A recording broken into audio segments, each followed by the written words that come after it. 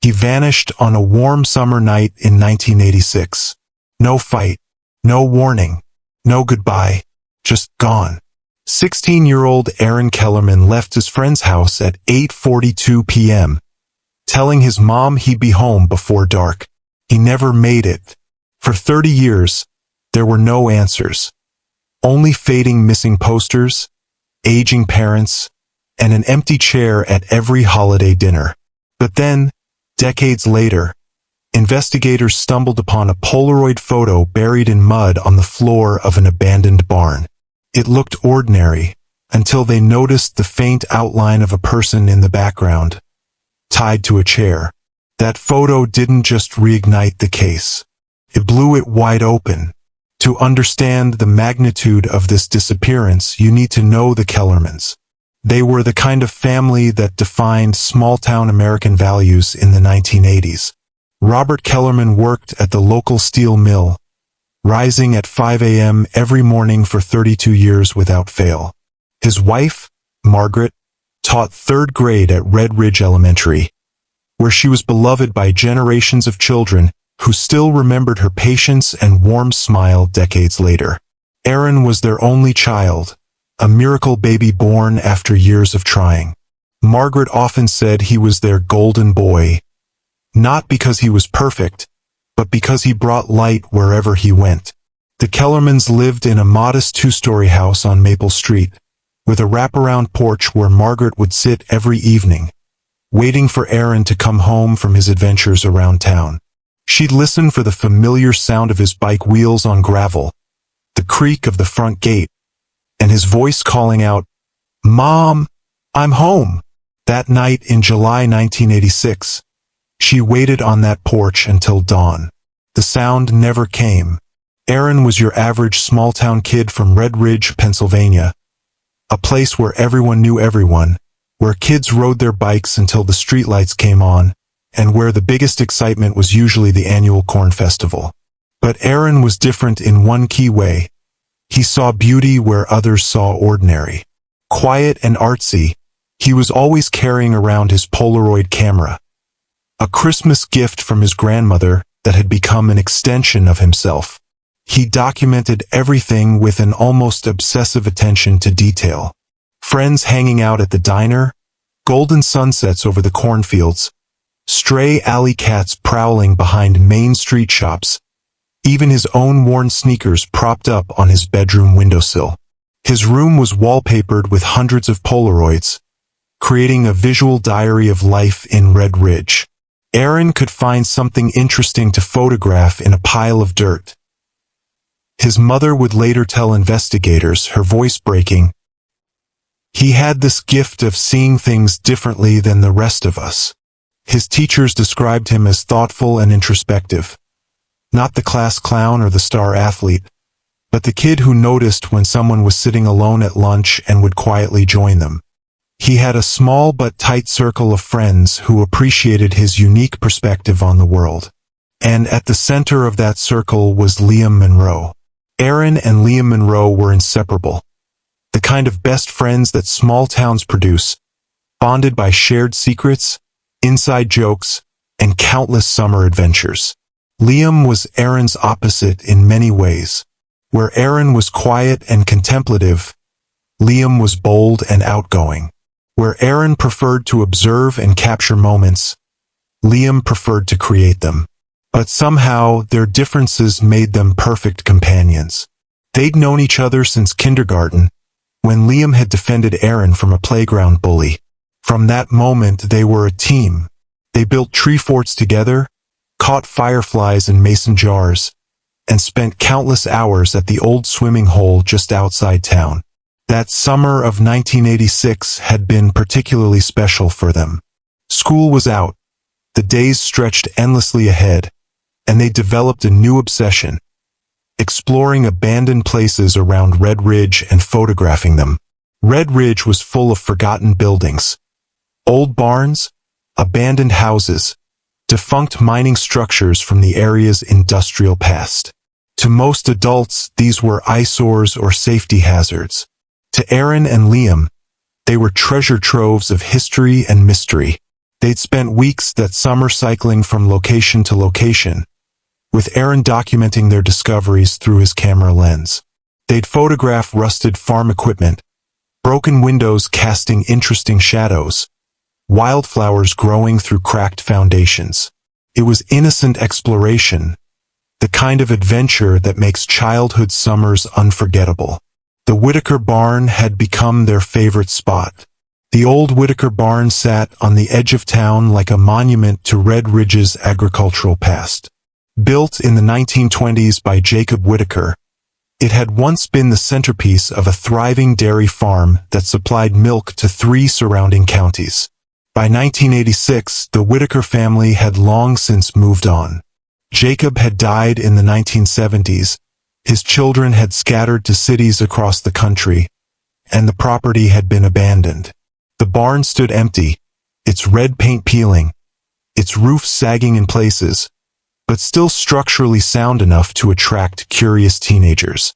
Local kids had been exploring the barn for years. It was a rite of passage in Red Ridge.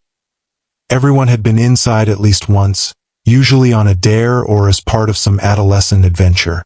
The interior was vast and atmospheric, filled with old hay bales, rusted farming equipment, and shafts of dusty sunlight streaming through gaps in the wooden walls. For Aaron, the barn was a photographer's paradise. The interplay of light and shadow, the textures of weathered wood and rusted metal, the way wildflowers grew up through cracks in the foundation. It all fascinated him. He and Liam had spent hours there that summer, with Aaron taking photo after photo while Liam posed dramatically among the hay bales or pretended to be a ghost haunting the old building. They felt safe there. It was their secret place, their escape from the ordinary world of Red Ridge. None of the local adults worried much about kids exploring the old barn. It seemed harmless enough, and Red Ridge was the kind of place where parents trusted their children to use common sense and come home when the streetlights came on. That trust would prove tragically misplaced. July 11th, 1986, started like any other summer day in Red Ridge. The morning was warm and humid, with the kind of thick air that promised thunderstorms by evening. Aaron woke up late, around 10 a.m., and found his mother in the kitchen preparing lunch. She was humming, something she always did when she was content, and the smell of fresh bread filled the house. "Morning, sleepyhead," she said, ruffling his already messy hair. Liam called earlier, said to meet him at the usual place.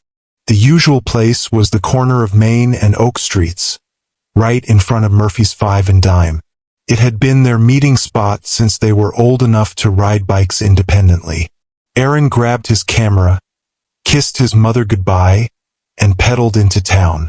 Red Ridge looked picture-perfect that morning. American flags hanging limp in the still air, sprinklers creating rainbows on front lawns, elderly residents sitting on porch swings with glasses of iced tea. He found Liam waiting outside Murphy's, his own bike propped against a lamppost. Liam was animated, talking excitedly about a new idea he'd had for their photography project. "I was thinking," Liam said as they began cycling toward the outskirts of town, "we should do something different today. Not just pretty pictures of old buildings. Something more dramatic." Aaron was intrigued. He always enjoyed Liam's creative ideas, even when they seemed a bit over the top. They spent the afternoon cycling around their usual spots: the old mining office, an abandoned house on Elm Street, a rusted bridge over Miller's Creek. Aaron took dozens of photos, but Liam seemed restless, distracted. As the sun began to set, casting long shadows across the countryside, Liam suggested they end the day at the Whitaker barn. "I have an idea for some really cool shots," he told Aaron. "Trust me, you're going to love this." They arrived at the barn around 8 p.m. The building looked particularly atmospheric in the fading light, its weathered walls glowing amber in the sunset. What happened next would remain a mystery for 36 years. According to Liam's original statement to police, the one he would maintain for over 3 decades. He and Aaron had explored the barn together until around 8:30 p.m. Aaron wanted to get some shots of the interior while the light was still good. Liam told investigators the next day, his voice shaky with what everyone assumed was grief and shock. "We split up around 8:30. Aaron said he wanted to snap a few last photos of the old barn, then bike home. I left first." Liam's story was straightforward and believable. The boys had been to the barn countless times before. There was no reason to suspect anything unusual had happened. But Aaron never came home. At 9:30 p.m., Margaret Kellerman began to worry. Aaron was usually very good about keeping his word, and he'd promised to be home before dark. She called the Monroe house, but Liam said he hadn't seen Aaron since they'd parted ways at the barn. By 10 p.m., Margaret was standing on her front porch, peering down Maple Street for any sign of her son's bicycle. The streetlights had come on, and Red Ridge had settled into its quiet evening routine, but there was no sign of Aaron. At 10:30, she called her husband at work. Robert left the mill immediately and began driving the streets of Red Ridge, calling Aaron's name out his car window. By midnight, they called the police. Officer Danny Walsh, a local cop who'd known the Kellerman family for years, took the report seriously. Aaron wasn't the type of kid to worry his parents or break promises. Something was wrong. The search began immediately. Within 24 hours, Red Ridge was transformed into a search headquarters. The small police department, normally concerned with minor traffic violations and the occasional bar fight, suddenly found itself coordinating the largest missing person case in the town's history. Police searched the Whitaker barn thoroughly on July 12th. Officer Walsh led a team of 6 officers through every inch of the building, looking for any sign of Aaron or clues to his whereabouts. The barn seemed undisturbed. Hay bales sat where they'd always been. Farming equipment remained covered in the same layers of dust they'd accumulated over years of abandonment. The wooden floors showed no signs of struggle, no blood, no indication that anything violent had occurred. They found Aaron's bike the next day, abandoned in a ditch about half a mile from the barn. It was lying on its side, seemingly thrown there. But there was no blood, no signs of a struggle, no evidence of what had happened to its owner. The discovery only deepened the mystery. If Aaron had been riding home from the barn, why was his bike in the opposite direction from his house? The investigation expanded rapidly. Volunteers from across Red Ridge and neighboring towns joined the search. They combed through fields, forests, abandoned buildings, and drainage ditches. They dragged the local creek. They searched every basement, attic, and outbuilding in a 5-mile radius. Nothing. Detective Maria Santos from the county sheriff's office took over the case on July 15th. She was experienced in missing person investigations and brought a level of expertise that the local police lacked. Santos interviewed everyone who'd had contact with Aaron in the days before his disappearance. She spoke to his parents, his teachers, his friends, shopkeepers who might have seen him. Everyone painted the same picture. Aaron was a normal, happy teenager with no reason to run away and no enemies who might wish him harm.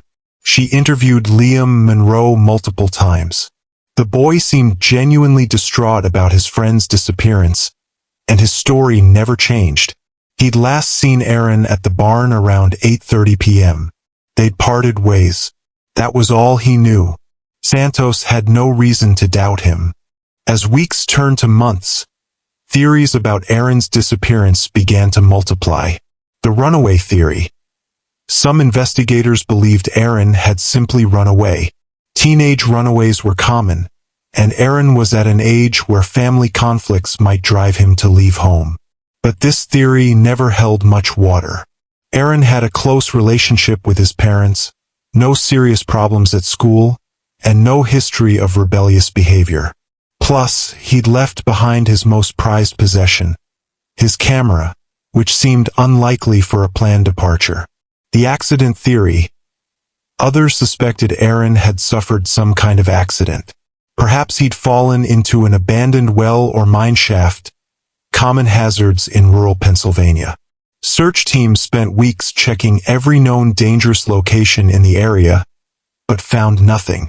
The wildlife theory. Some suggested Aaron might have been attacked by wild animals. While bear and mountain lion sightings were rare in the area, they weren't unheard of. But there was no blood evidence, no torn clothing, no signs of an animal attack. The abduction theory. This was the theory that terrified parents across Red Ridge. Perhaps Aaron had been kidnapped by a stranger, someone passing through town who saw an opportunity. The FBI was called in to investigate this possibility, creating profiles of potential suspects and checking their databases for similar crimes. But no evidence ever surfaced to support any of these theories. Detective Santos followed every lead, no matter how far-fetched. She investigated reports of Aaron being seen in neighboring states. She checked with bus stations and train depots. She coordinated with other law enforcement agencies across Pennsylvania and beyond. The case received significant media attention. Aaron's photo appeared on milk cartons and in newspapers across the region. The story was featured on local television news programs and even caught the attention of national media outlets. Tips poured in from across the country. Santos investigated each one, but they all led nowhere. As the months passed, the intense search effort gradually wound down. Police kept the case open, but with no new leads and no evidence, there was little they could do except wait and hope. The impact on Aaron's family was devastating. Margaret Kellerman took a leave of absence from teaching that fall and never returned to the classroom. She couldn't bear to face other people's children when her own was missing. Robert continued working at the mill, but co-workers said he became withdrawn and distant. The couple's marriage, once strong and loving, began to strain under the weight of grief and unanswered questions. They kept Aaron's room exactly as he'd left it. His bed remained unmade. His Polaroid still covered the walls. His clothes hung in the closet waiting for his return. Margaret would sometimes sit in the room for hours, touching his belongings and talking to him as if he might hear. The community of Red Ridge was also deeply affected. Parents became more protective of their children. The carefree atmosphere that had allowed kids to explore abandoned buildings and roam freely around town evaporated. The Whitaker barn, once a popular destination for curious teenagers, became a place most people avoided. Liam Monroe seemed particularly affected by his friend's disappearance. He became quiet and withdrawn, losing interest in the activities he and Aaron had enjoyed together. His grades suffered and he had difficulty making new friends. His parents worried about him constantly. They took him to counselors, encouraged him to talk about his feelings, and tried to help him process the trauma of losing his best friend. In 1993, 7 years after Aaron's disappearance, the Kellermans made the heartbreaking decision to leave Red Ridge. The constant reminders of their missing son, the well-meaning but painful expressions of sympathy from neighbors, and the lack of any new information about Aaron's fate had become unbearable. They moved to a small town in Ohio and tried to start over. But Margaret never stopped hoping that someday, somehow, they would get answers about what happened to their son. Robert died in 2015, his heart broken by decades of uncertainty. Margaret continued to live quietly in Ohio, now in her 70s, still waiting for news that might never come. For 36 years, the Aaron Kellerman case remained one of Red Ridge's greatest unsolved mysteries. Detective Santos retired in 2005, but she never forgot the case. She would sometimes return to the files, hoping to spot some detail she'd missed, some connection she'd failed to make. The Whitaker barn continued to deteriorate. The roof developed larger holes, some of the walls began to sag, and vegetation gradually began to reclaim the structure. Occasionally, Brave teenagers would still venture inside, usually on dares, but the building's reputation as a place of tragedy kept most people away. Liam Monroe grew up, graduated from high school, and stayed in Red Ridge. He became a mechanic, working at Patterson's auto shop on the edge of town. He married his high school girlfriend, Sarah, and they had 2 children together. To all outward appearances, Liam was a normal, well-adjusted member of the Red Ridge community. He coached Little League baseball, attended church regularly, and was known as a reliable, hard-working man. But those who knew him well sometimes noticed a certain sadness in his eyes, a heaviness that seemed to weigh on him. When people mentioned Aaron Kellerman's disappearance, which they still did occasionally, especially around the anniversary, Liam would grow quiet and change the subject. Sarah Monroe sometimes asked her husband about his missing friend, especially in the early years of their marriage. But Liam would always give the same response. It was a long time ago. There's nothing to say that hasn't been said already. She eventually stopped asking. Fast forward to October 2022. Red Ridge was experiencing a modest economic revival, with new families moving to the area attracted by affordable housing and the town's small-town charm. A local developer, Richland Construction, purchased the old Whitaker property with plans to build a small subdivision of affordable homes. The first step was demolishing the deteriorating barn that had stood empty for so many decades. On October 15, 2022, demolition worker Jake Hendricks was using a crowbar to pull up some of the barn's old floorboards when he noticed something unusual. One section of the floor seemed different from the rest. The wood was warper and more discolored, as if it had been damaged by water. As Jake pried up the boards, he discovered they weren't nailed down as securely as the others.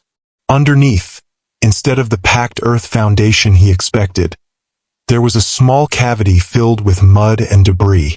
At first, he thought it might be related to old plumbing or electrical work. But as he cleared away the mud with his hands, he felt something hard and rectangular. It was a rusted tin box, about the size of a shoebox, wedged into the muddy cavity beneath the floorboards. Jake pulled the box free and shook off the loose dirt. It was old, really old, and locked with a simple clasp that had long since rusted shut. Curious, he used his crowbar to pry it open. Inside were several items that looked like they'd been buried for decades. Broken pens, a baseball card, some corroded coins, and, at the bottom of the box, one Polaroid photograph. The photo was crumpled and water-stained, but still intact enough to make out the image. At first glance, it looked like a blurry shot of hay bales and shadows, the kind of atmospheric interior shot that an amateur photographer might take. But when Jake looked more closely, he saw something that made his blood run cold.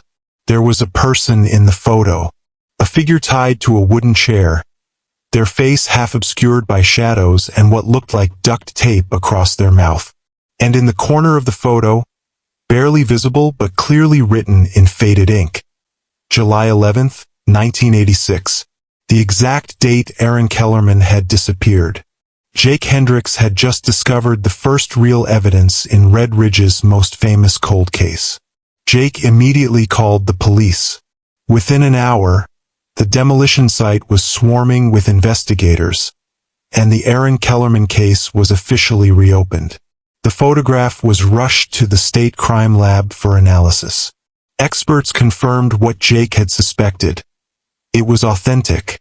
The film, the paper, the chemical composition, everything was consistent with Polaroid instant photography from the 1980s. There were no signs of digital manipulation or forgery. The image showed a person bound to a wooden chair in what appeared to be the interior of a barn. While the figure's face wasn't clearly visible, the clothing and general appearance were consistent with Aaron Kellerman as he'd been described in 1986. More shocking was the discovery of fingerprints on the tin box. Despite being buried in mud for over 3 decades, several clear prints had survived on the metal surface. Those prints belonged to Liam Monroe. Detective Captain Rebecca Foster, who now led the Red Ridge Police Department, made the decision to bring Liam in for questioning on October 20, 2022. The man who walked into the police station that day was 52 years old, graying at the temples, carrying the weight of a secret he'd kept for 36 years. The interrogation began at 2 p.m. on October 20th. Detective Foster, joined by state investigators, sat across from Liam Monroe in the same small interview room where he'd been questioned as a 16-year-old boy decades earlier. At first, Liam maintained his innocence. He claimed he had no idea how his fingerprints had gotten on the box. He suggested maybe he'd touched it years ago, during one of his many visits to the barn with Aaron. But the evidence was overwhelming. The photograph clearly showed someone in distress, and it had been hidden beneath the floorboards, not left out where curious teenagers might have found it accidentally. For 3 hours, Liam denied any knowledge of what had happened to Aaron. But Detective Foster was patient and persistent. She walked him through the timeline, the evidence, the inconsistencies in his story.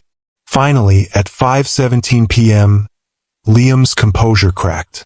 "It was supposed to be a prank," he said, his voice barely above a whisper. "He wasn't supposed to die." The room fell silent. After 36 years, Red Ridge was about to learn the truth about Aaron Kellerman's disappearance. According to Liam's confession, the events of July 11, 1986, had started as an innocent creative project that went horribly wrong. That summer, Aaron and Liam had been experimenting with staged photography, creating dramatic scenes to scare their friends or use in school projects. They'd taken photos of each other pretending to be ghosts, monsters, or victims of various imaginary disasters. On that final night, Liam had suggested they create their most ambitious staged photo yet, a realistic kidnapping scene that would look genuinely frightening. The plan was simple. They would tie Aaron to an old wooden chair in the barn, gag him with duct tape, and use Aaron's camera's timer function to take a dramatic photograph. Then they'd untie him, develop the photo, and show it off to their friends as the ultimate creepy barn picture. Aaron had been enthusiastic about the idea. He'd always been interested in pushing the boundaries of his art, and the dramatic lighting in the barn would make for a compelling photograph. They set up the scene carefully. Aaron sat in the wooden chair while Liam tied his hands and feet. Loosely, they thought, just tight enough to look realistic in the photo. They placed duct tape over Aaron's mouth and positioned the camera on a makeshift tripod made from old boards. Everything was going according to plan. But then Liam remembered he'd left his flashlight outside, and they'd need it to safely navigate the barn in the growing darkness. He left Aaron tied to the chair and went to retrieve it from his bicycle. That's when disaster struck. As Liam was outside, he heard a loud crack from inside the barn, followed by a crash and then silence. When he rushed back inside, he found that a section of the old wooden floor had collapsed, creating a pit about 6 feet deep. Aaron, still tied to the chair, had fallen through and was trapped at the bottom. Liam called out to his friend, but Aaron didn't respond. When he shined his flashlight down into the hole, he could see Aaron's motionless form, twisted at an unnatural angle. Panic set in. Liam realized that Aaron was either seriously injured or dead, and that he, Liam, would be blamed for what had happened. They'd been engaging in dangerous behavior in an unstable building, and now his best friend was hurt. Instead of calling for help, 16-year-old Liam made a decision that would haunt him for the rest of his life. He covered up the accident. Working frantically in the darkness, Liam retrieved the camera, which had been thrown clear when the floor collapsed. The timer had activated during the chaos, and the photo had been taken just moments before or after the floor gave way. Liam couldn't bring himself to look at Aaron's body again. Instead, he threw dirt and debris down into the pit until his friend was covered, then did his best to conceal the hole by replacing broken floorboards over the top. He put the incriminating photograph in an old tin box he found in the barn and buried it beneath one of the loose floorboards in a different section of the building. Then he rode home and waited. When the search began the next day, Liam participated fully, even helping to search the very barn where his friend's body lay hidden. He maintained his story about leaving Aaron at 8:30 p.m., and no one had any reason to doubt him. For 36 years, Liam Monroe carried the weight of his terrible secret, watching Aaron's parents suffer, seeing his community struggle with unanswered questions, all while knowing exactly what had happened. Aaron Kellerman's remains were recovered from beneath the Whitaker barn on October 25, 2022. After 36 years, his family finally had answers, but at a cost no family should ever have to pay. Margaret Kellerman, now 74, made the trip back to Red Ridge for her son's funeral. She stood at his graveside surrounded by childhood friends who were now middle-aged adults, all mourning the boy who never got the chance to grow up.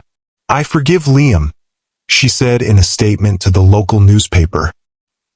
"He was just a child who made a terrible mistake and then compounded it with years of silence. Aaron would have wanted me to forgive." Liam Monroe was charged with involuntary manslaughter and tampering with evidence. At his sentencing hearing, he addressed Aaron's mother directly. "Mrs. Kellerman, I know sorry isn't enough. I've lived with what I did every single day for 36 years. I was a scared kid who made the worst possible choice, and I've regretted it every moment since. Aaron was my best friend, and not a day goes by that I don't think about how different things could have been if I just called for help." He was sentenced to 5 to 10 years in prison. The Whitaker barn was never rebuilt.